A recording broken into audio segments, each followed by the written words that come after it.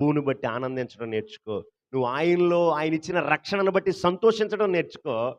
ఆయన అంటున్నాడు, ప్రభువగు యెహోవాయే నాకు బలం, నా బలం ఆయనే, నా కొండ ఆయనే, నా కోట ఆయనే అంటాడు. ఎవరంట? యేసయ్యే. మన బలము, మన కొండ, మన కోట యేసయ్యే. హల్లెలూయా. యెస్. ఆయనే మన బలము, ఆయనే మన కొండ, ఆయనే మన కోట.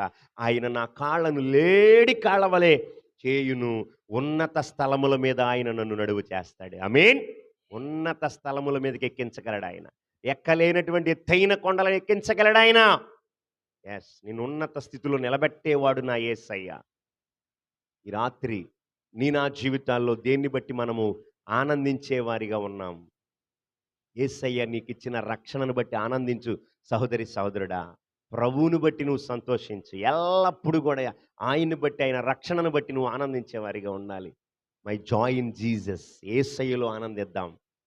ఆయన నిరంతరము నిలిచి ఉండేవాడు ఆయన. ఆయన నిన్న నేడు నిరంతరము ఏకరీతిగా ఉన్నవాడు ఆయన. మార్పు లేనివాడు ఆయన. పర్వతాలు తొలగినను, మెట్టలు తత్తరిల్లినా ఆయన కృప నిన్ను నన్ను విడిచిపోనివాడు నా యేసయ్య. ఆమేన్. సదాకాలము ఆయన నీతో నాతో కూడా ఉన్నవాడు అనువాడు నా యేసయ్య. ఆమేన్. ఆయన్ని బట్టి మనం ఆనందిద్దాం. మనల్ని నమ్మించి నట్టేట్లో ముంచే వాళ్ళని బట్టి కాదు. మనల్ని నమ్మించి వెనక నుండి తోసి మనల్ని పడేసిలిపోయే వారిని బట్టి కాదు. బంధువులను బట్టి, స్నేహితులను బట్టి, కులాన్ని బట్టి, మతాన్ని బట్టి, ప్రాంతాన్ని బట్టి, నీకున్నటువంటి రకరకాలైన ఎలిజిబిలిటీస్ని బట్టి ఆనందించొద్దు. అవి శాశ్వతం కాదు. శాశ్వత కాలము నుండి శాశ్వత కాలం వరకు నిన్ను నన్ను ప్రేమిస్తున్న ప్రభు ఒక ఆయన ఉన్నాడు. నీవు నేను తల్లి గర్భములో పిండముగా రూపింపబడక మునిపే ఆయన కన్నులు నిన్ను నన్ను చూచాయి. ఆయన ఎన్నుకున్నాడు, ఏర్పరచుకున్నాడు, ఆయనలో ప్రతిష్ఠించుకున్నాడు, ప్రత్యేకపరుచుకున్నాడు. సో మనం ఆయనకి ఎంతో ఇష్టలం.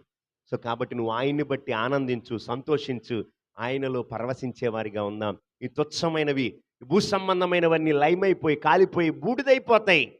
నువ్వు వాటిని బట్టి అతిశయించొద్దు సహోదరి, సహోదరుడా. వాటిని బట్టి నువ్వు ఆనందించొద్దు. అవి ఉన్నంత కాలమే నువ్వు ఆనందిస్తావు. అవి ఎప్పుడైతే నీ నుండి దూరం అవుతాయో నీ ఆనందం, నీ సంతోషం మొత్తం శూన్యం. అదే నువ్వు ప్రభువులో ఆనందించే వ్యక్తిగా ఉన్నావనుకో, ఏమండి, నీ ఆనందాన్ని నీలో నుండి తీయగలిగిన వాడు ఎవ్వడు లేడు ఈ లోకంలో. ఆమేన్. ఎవడలేడు.